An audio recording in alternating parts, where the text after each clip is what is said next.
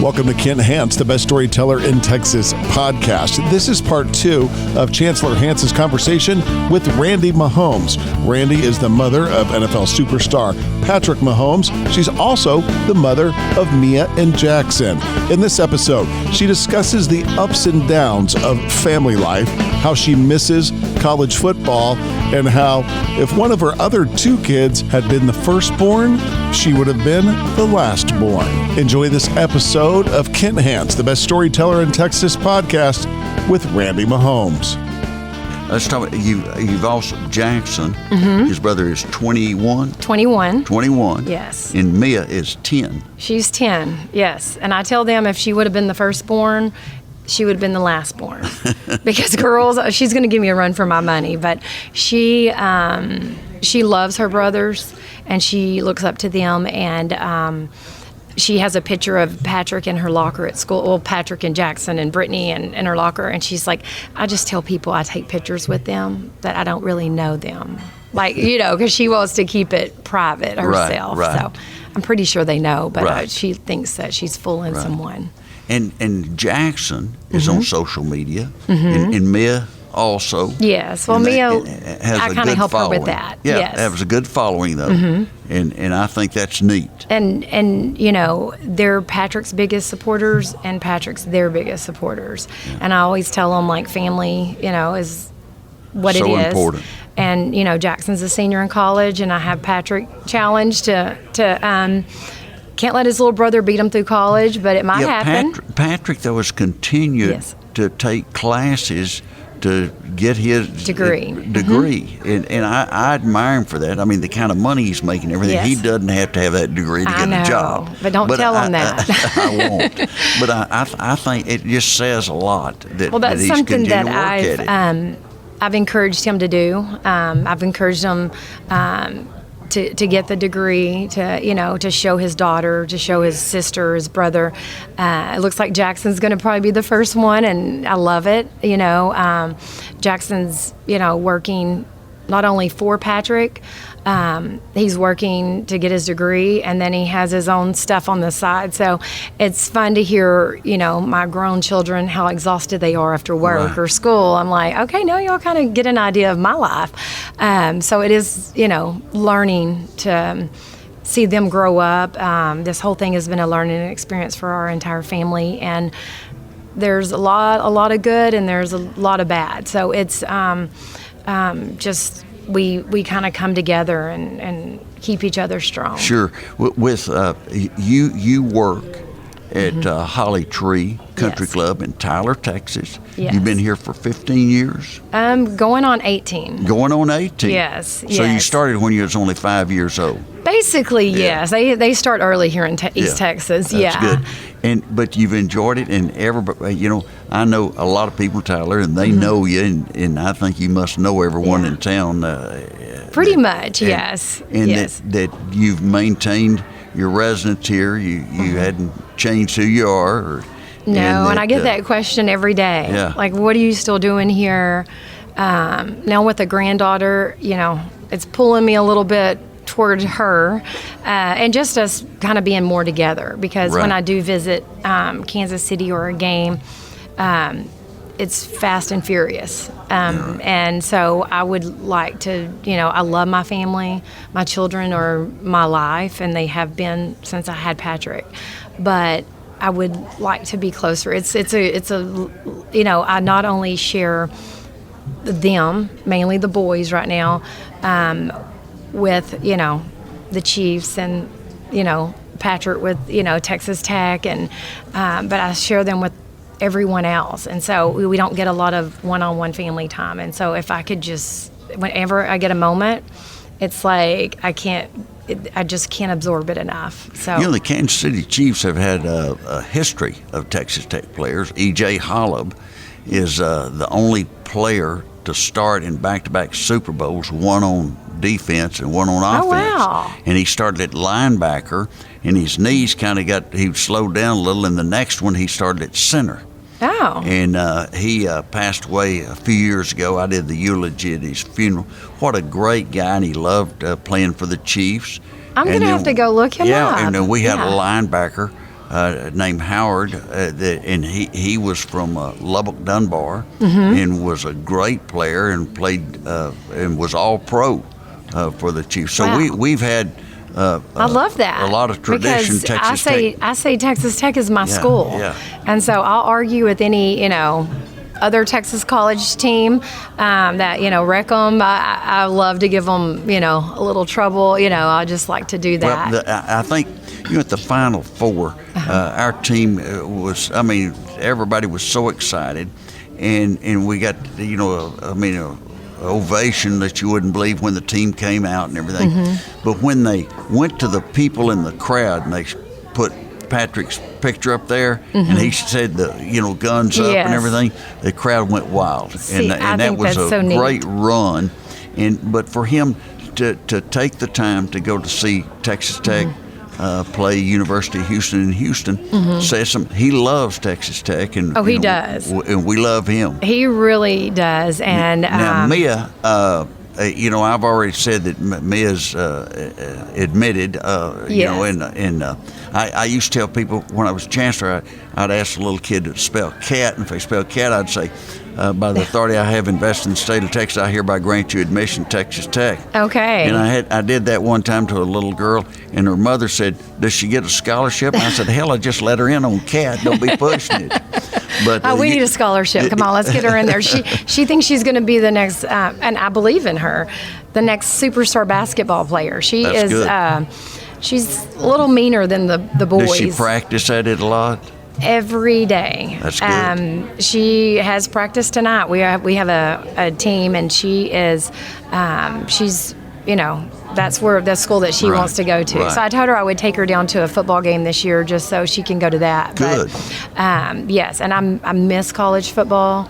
Honestly, I miss the band. I miss the horse. I miss the cheerleaders. Just the whole feel of college football. Yeah. I actually was the one person that was begging Patrick to stay in college for another year. One more year. The Tech fans wanted him to stay 10 more years. I wanted him to stay just because, I wanted him to still be a kid. And I was like, you can still be a kid. You don't have to be an adult. And everybody's like, it's worked out for him. But still, he has all these adult decisions. And, I didn't want him to grow up too fast. You've got such a good family, close-knit family. You stay close to them, but there have been ups and downs along the way. Oh, yeah. And how do you handle all that? I pray. I've started praying every morning on my knees, and that's what's got me through a lot of tough days because there has been some really tough days. A lot of it's the media. I used to read a lot of things, and nothing is correct, sadly. I'm like, just call me. I'll tell you, someone will hand me a children's book about Patrick, and I'm like, where did this come from? It's just so many things, and it kind of hurts my feelings a little bit, and I'm too sensitive because I always say I'm mama bear, and they're my children. Hearing the mean things, I get mean people reach out to me. A lot of nice people do, but it's tough, because they're still my kids, all three of them, and it's just a lot, Well, the change with the internet, on social media, there are some people, and I say it's 1 or 2%, that are mean-spirited and for some reason get a kick out of kicking everyone that's successful. And I honestly, I pray for them because, it's going to continue to be, and I'm like, there's nothing I can do to control it. A lot of time it's like biting my lip to just keep my mouth shut and don't say anything. But, some people I've responded to, and they've came back and I'm like, I'm so sorry, I really shouldn't. And it's made them kind of think this is my child, whether they hate the Chiefs or whatever, but I've told them, especially when I see it's a grown-up, I'm like, I'm sorry you feel that way, but it is my child. Yeah. And if I see they have kids, I'm like, I would never do that, and I'm sorry that your heart hurts. Or, and I tell them because it is hurtful on all three of my children. And so it's just something I want it to be a happier place. I think there's too many, sad things going on in the world, so sports and social media, let's be positive. Right. I just think it could go a lot further. When I was in Congress, people would write a letter to the editor every once in a while and blast you with some vote, and I'd always call them. And they were always shocked that I called. Yeah. And talked to them. They usually wound up, being on my side. Yeah. But they think that they write something negative, and they think that those people aren't people. They are. They're just like everyone else. Well, and one thing I've learned with, and I'm not very good at this at all, but when we actually get to be in public occasionally together as a family, I've been told to don't look anyone in the eyes, just go to your seat at the table and sit down, don't look around. Well, I like to talk. I mean, I talk, and I like to, shake someone's hand or say thank you, like if they're rooting for the kids or whatever. And I would be like, I could see people saying this person's not nice because they're not looking at you in your face and not responding. But sometimes it's just we just want to eat dinner together and, be normal. Right. We're so blessed, and I, want all of my children to live their dream and be successful the best they can be. And I don't take it for granted, but sometimes I want to take my family for granted, just personally. And, I guess that you have you to... do miss that privacy sometimes. I mean, Patrick can't go out to eat in Kansas City or Lubbock or anywhere in the country.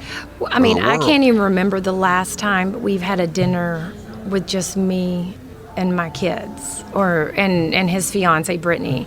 It's always, 10 other people there. We open Christmas presents and there's 10 people, it's just, and it's fast and furious because of, during the season, I started thinking we should do Christmas in July so we could do something special and just do it with us.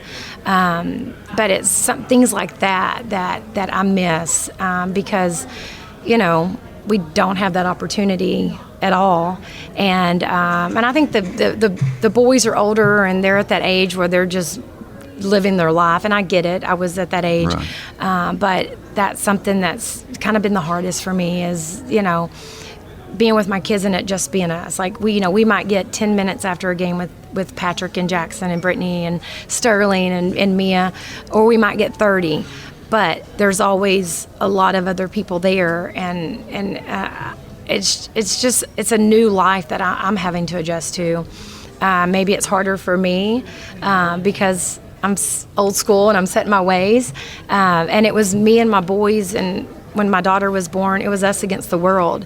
And now it's Brittany was pretty much there too, but now it's the world.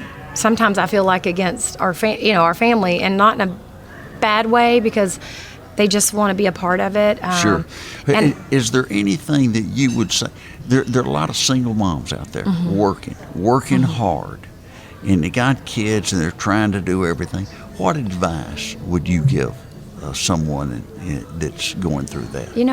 I've thought about this a lot, and I wanted my kids to have everything that either I didn't have or what I felt like they deserved. And of course, I think they deserve everything. And I worked 2 jobs for about 10 years. And I wished I would have only worked one and not give them as much stuff, but been there. And that's my big regret, because for a lot of years, Patrick and Jackson, babysitters or friends, Patrick's one of his, players on his team, parents would help me a lot. And because I would work nights and weekends, and I wish I would have gave up that second job and the money that helped provide for them. I just wished I would have just lived a little less, I guess. Right. But then I think I wouldn't have been able to afford to put them all these teams and everything. But I missed that time. And that's something that I'm learning with my daughter. This place I work at is going to still be here. But as a single mom, I thought I needed to be, never needed to miss. And that's what I regret most. I think, it's going to be there. I'm not saying not to work. I'm not telling anyone not to work. But did I really need that second job? And did I really need to miss, games. Do you need that extra little money? How much, could you have done without? I understand. But I guess I was always worried about tomorrow or the next day, and so I would, there would be years I wouldn't take vacation because I'm like, what if something happened and I needed that for my children? And so I would go the whole year without taking a day off or vacation because I wanted to save it up for them.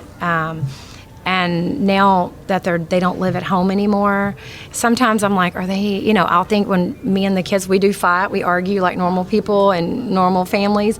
And I'm like, are they mad because I miss so much stuff, with them growing up, with me working so much and having to send them with other people, and it's maybe a story for later for us to talk about and when they grow up a little bit more because they're still young.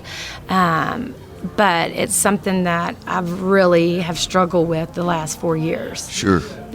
Even in college, I missed a lot of football games, and I always used to say my kids never went to birthday parties because they were on Saturdays and I worked.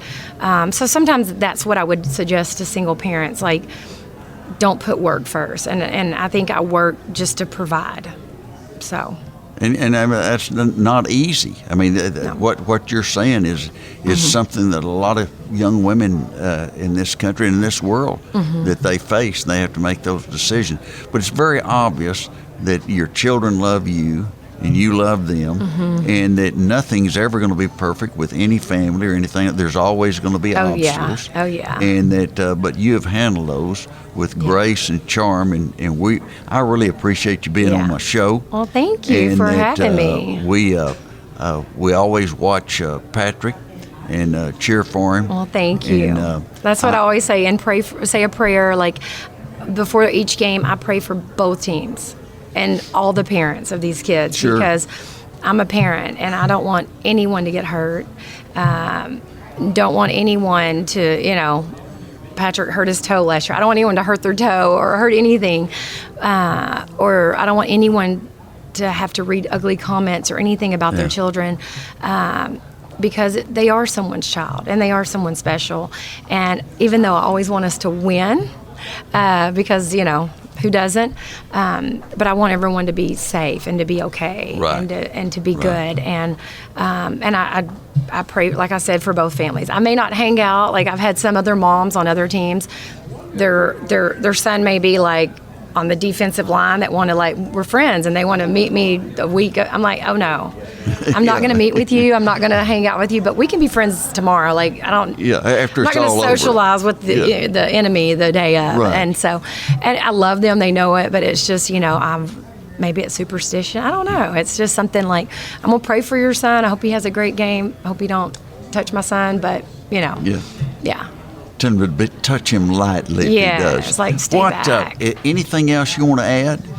This has been a great interview, and I really appreciate you doing it. Well, I love, Texas Tech. I love how, even though I prayed for, me and Patrick had a 4-year plan. I had a 4-year plan when he started high school, we're going to go to a college close to the beach. Whoever offers. So when he would get a college letter from like Hawaii or Florida, I'd be like, hey. And whenever he said, Lubbock, I was like, what? I'm like, what are you talking about? There's a beach, there's sand in Lubbock. The beach, it's just a long way to the water. Yeah. And I'm like, you could have been in another state as far as I have to drive. And then when he got ready to get drafted, I was like, I wanted it to be, a godly place. I did pray for that, but I was like, could it not be toward the beach? Like, it's not. And so, but I get to go to the beach occasionally, but that was always my joke. Like, okay, you did not listen to my 4-year plan. And you can even ask him, what was your mom's 4-year plan? He'd be like, to go to the beach, and we didn't go. Because he knows, it's kind of a running joke that we have. So. Well, that's pretty good. Yeah. Well, thanks for being on, and I thank really you. appreciate it. Yeah, thank you so much. Please remember to like and subscribe to this podcast. You'll be notified when new episodes are released.